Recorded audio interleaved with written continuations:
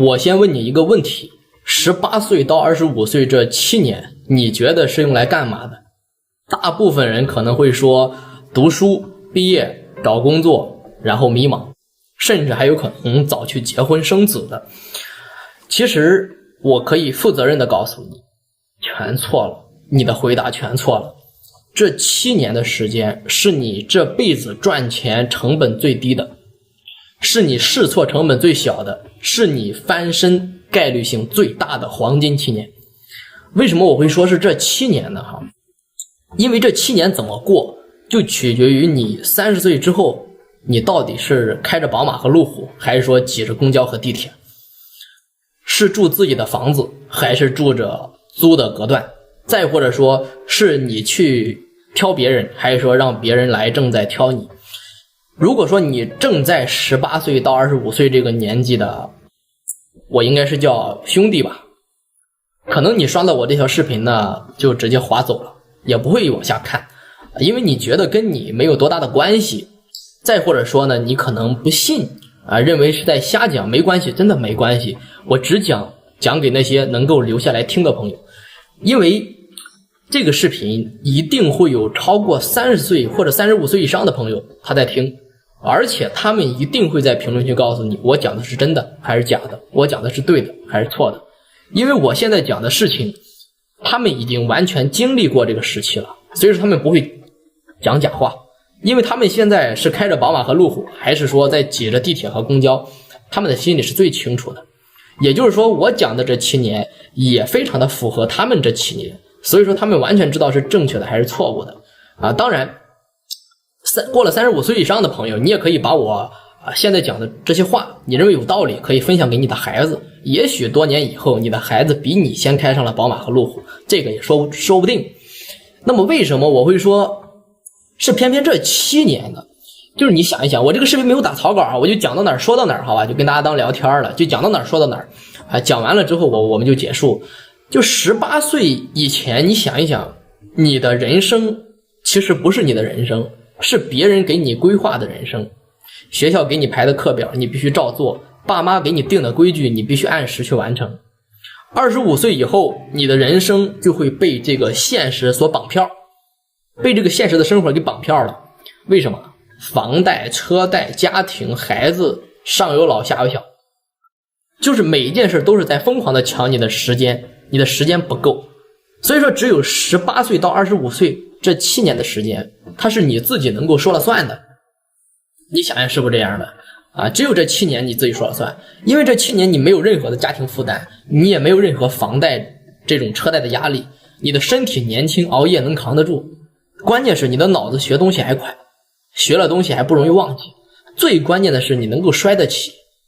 就這7年的時間，你隨便找個地方摔一跤沒關係，對吧？你摔一跤之後你爬起來拍拍身上的土，我繼續往前走繼續走我的條條大路通羅馬的路，對吧？那如果說等你35歲以後了，你摔一跤之後你可能就爬不起来了，這輩子可能爬不起來了，對吧？到了這個年紀的朋友，你們可以說一說，因為你們完全不敢闖了，所有的東西壓在你身上，你怎麼闖？是不是？那所以說呢，這7年的時間一定不是你人生的過渡期，是你就是你相當于你这個人生吧就是用最低的成本給自己加一次想要去博取槓桿的機會，就是這樣的。那麼這7年到底該怎麼過呢我一年一年的講給你聽，因為我認為這也是我自己的經歷吧18歲的時候你就幹3件事就行了，就是立刻去搞錢。你千萬不要去相信什麼所有的人都跟你說什麼大學生就應該好好學習這種鬼話，不要相信。學習和賺錢從來不是衝突的，兩者可以一併完成。你會寫作，你就去寫文案，你會剪輯，你就去做視頻，你會拍照，你就去接商單。當然你什麼都不會的，你就去當家教，你去擺攤，你去跑腿，什麼都行。哪怕你1個月只給你賺了2000，賺了3000，哪怕或者說再誇張點，給你賺了200、300，那麼這200、300給你帶來的眼界，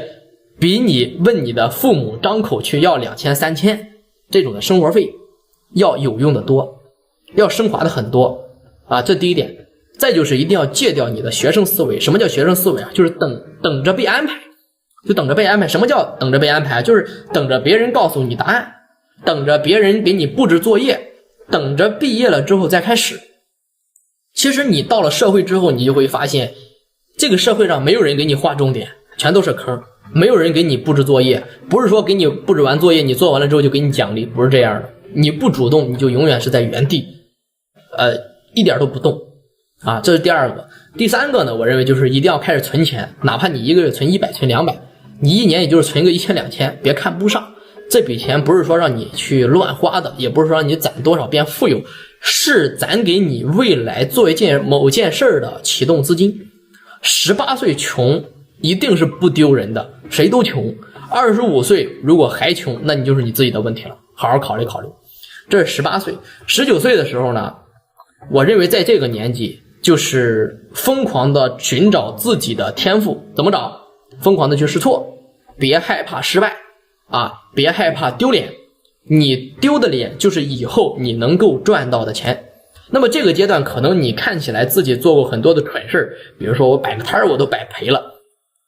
啊，我投個這個稿件我被拒絕了啊，我投個簡歷我也被拒絕了，再或者說我做了一個自媒體賬號根本就沒人看我，都正常，真的都正常，非常的正常。試錯的目的就是不是說讓你就是立刻賺到這個時期的大錢，不是這樣的，是讓你在一次一次的嘗試裡邊能夠找到，就是有一種感覺，就是別人做這件事感覺非常的累，那我幹這件事我就感覺非常的爽，去找這個。那這個就是你的天賦，就是你的優勢，一定要找到这一個，一定要找到，就千萬不要在19歲的年紀選擇一個穩定。穩定這兩個字看起來安逸，實際上就是讓你慢性死亡的兩個字。所以說19歲你可以窮，但是你不能沒有人生的成長。所以說你能夠找到這個點，那麼你就找到了你未來的飯碗，大概率可以這樣講。還有一句話我想提醒各位哈，就是別幹那種純靠體力去換錢的工作，比如說流水線、打螺絲、端盤子、服務員、發傳單，不要去幹這種活，對你的人生沒有任何的積累和沉澱啊。就是你80歲你也能去幹這些事啊，這種工作除了會耗掉你年輕寶貴的時間，去換了幾個的零花錢，對你以後的人生是沒有任何的成長和幫助的，沒有任何的好處啊。我就可以負責任的這樣講。所以說你得去做那種能攢關係、攢人脈、攢資源、攢本事，做這種的事兒，對吧？那過了19歲之後，20歲呢？這一年我認為大家一定要學習一件事，就是要槓桿。當然不是說讓你去投資做什麼樣的東西，不是這樣。什麼叫槓桿？你得理解一下，就是用別人的錢給你自己賺錢，用互聯網為你自己賺錢。那麼你一個人他的時間是有限的，都是24小時，一天白天12個小時，對吧？你如果說靠出賣你自己的這個時間，你撐死一天幹6個小時、8個小時的活，掙個幾百塊錢，撐死了。所以說你一旦學會這個去撬動時間的槓桿，那麼你的收入就不再跟你的工時去掛鈎了，這一點是非常重要的啊，不跟你的工時去掛鈎。那麼這一年你要做的是什麼？就是把你19歲找到你的優勢，找到屬於是你自己的天賦，裝進一個能夠自動運轉的一個系統裡邊，哪怕這個系統是非常小的。就比如說我做了一個自媒體的賬號，可以不斷的持續漲粉絲，沒問題。我做了一套可以重複賣的一個產品或者技能，可以沒問題。一個自動接單的流程，可以沒問題。經濟獨立就是你人格獨立的開始。所以說20歲就這一刻，你學到的這2個字兒，比你上完整個大學的4年，我認為都是非常重要的。那麼如果說21歲呢，這一年就要做減法了。前面你試錯了很多種的項目，很多種的方向 OK， 在21歲選擇一個你最擅長、你最熱愛並且能夠拿到結果最有機會的這種事情，一頭扎進去，不要再到處去找東西了。那麼什麼叫一頭扎進去？就是別人還在研究考這個考那個，要這個證那個證的時候，你把所有的時間都砸進屬於你自己的這個領域裡邊，那麼把自己幹成一個什麼樣的人呢？就是最懂這一批領域的一個人，同時開始打造屬於自己的個人 IP。你別覺得普通人離個人 IP 非常遙遠的，我不是也一個普通人嗎？誰不是普通人呢？對吧？別把這件事掛嘴邊，你深耕的這個領域，它就是獨屬於你的個人 IP。你輸出的每一篇的內容，每一個作品，每一次分享，都是給你自己在積累你未來人生的財富和積累你自己的信任。所以說21歲這一年，你的目標它不是賺錢，是你要讓別人記住你，對吧？所以說你不要去眼紅別人能夠賺到快錢啊，或者是能夠賺到什麼樣的錢，不要去在乎這些東西。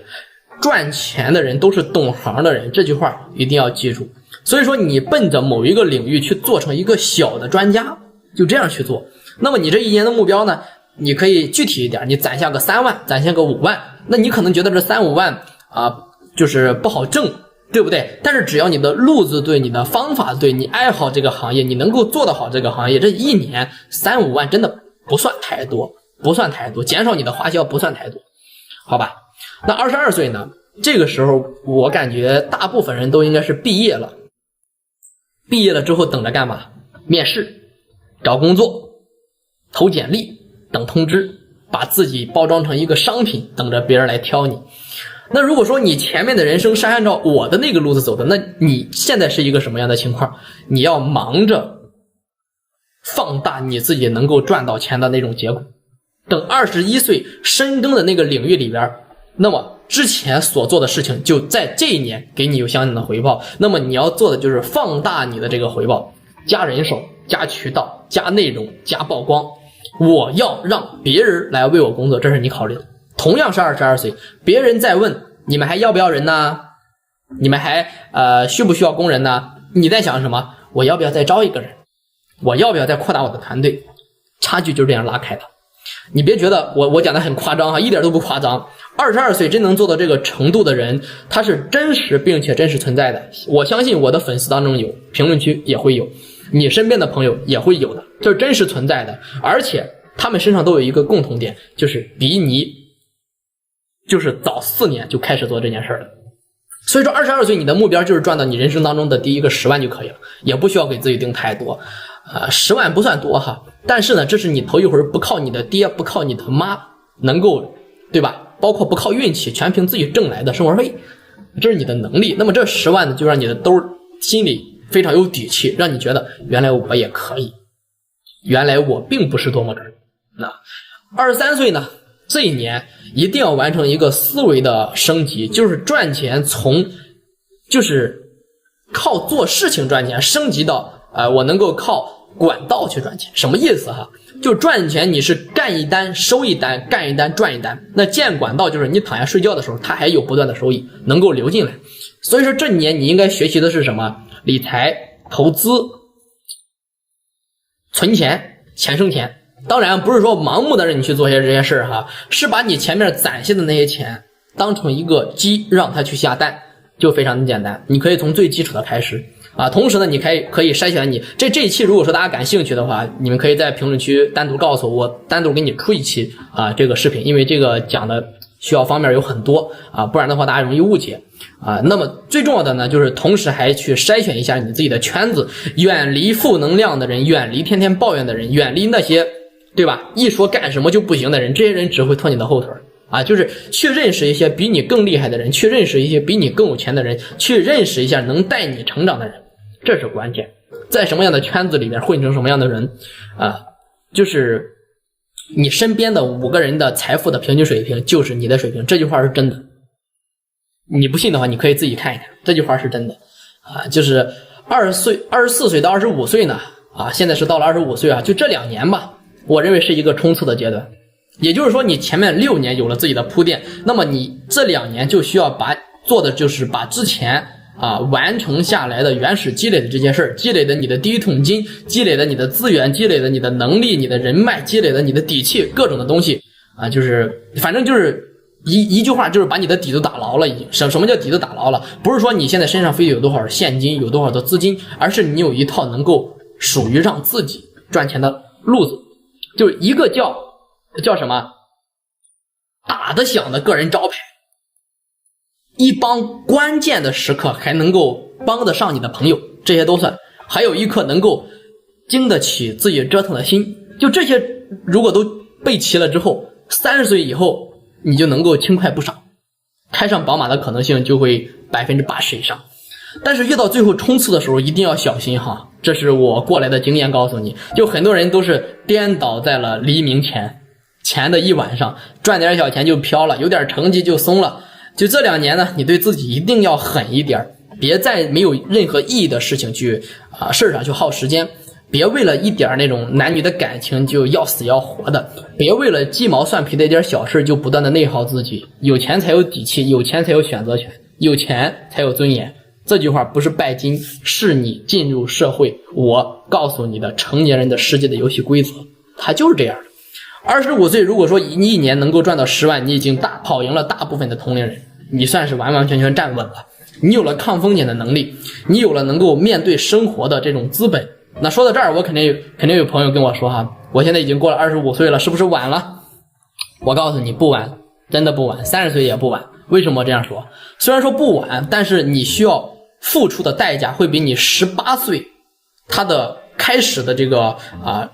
代價會付出的大得多得多得多。你要用更短的時間、更少的體力、更大的壓力，你去追趕別人7年的積累，你說你能追得上嗎？能，我可以告訴你能，但是很累，但是很痛。那還有人說呢，我迷茫，我沒有方向，那我給你指條明路哈，看看我的評論區，那些過來30歲的人，他們會在評論區告訴你我講的是對的還是錯的，他們走過的路，他們踩過的坑，他們後悔沒有早點知道的事情，我相信一定會出在我這條視頻的評論區裡。你不相信我沒有關係，還是那句話，但是30歲以後的人說的話你就該聽一聽了，因為他們也是從你這個年紀過來的朋友他們曾經也覺得自己我還年輕，我還有時間，我還可以再等一等，結果等着等着自己30歲了，35歲了，40歲了，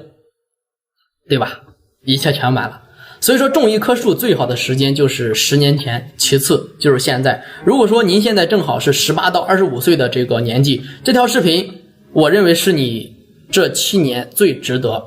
收藏的一條視頻如果說你已經過了這個年紀呢，評論區可以留下你的故事，告訴這些年輕人我說的是對的還是錯的，就當是對你前半人生的總結了。我相信您一定會不吝賜教的。